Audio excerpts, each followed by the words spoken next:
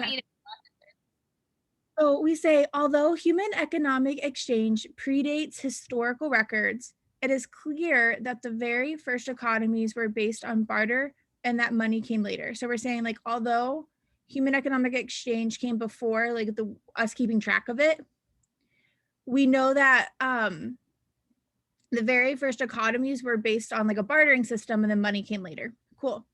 This can be concluded from occasions in history when, in isolated places, currency largely disappeared from the local economy. At such times, the economy typically reverts to the original barter system. So here, okay, so we're up until this point, we are offering support for our conclusion, right? So all of this is premise that's supporting our conclusion.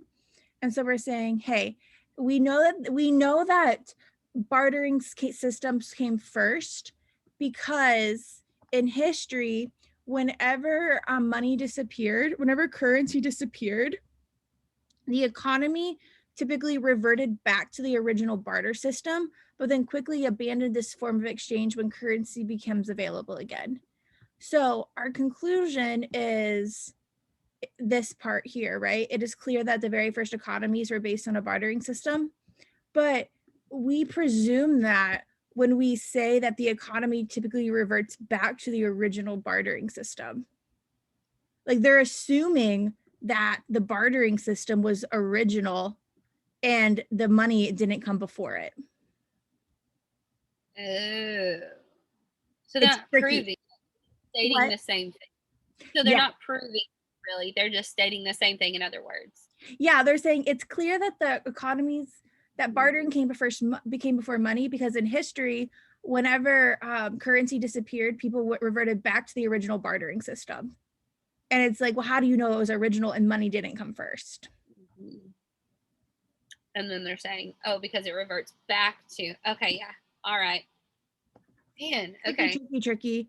Yeah, Um, that one's tricky because I think, obviously there's only like four of them. So I haven't seen very many of those in practice.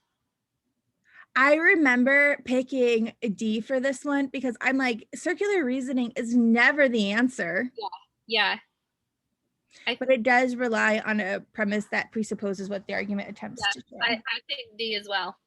Because I got down and I was like, nope, it's not E. It's never E.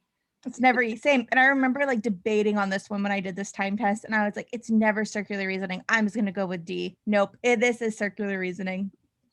Okay.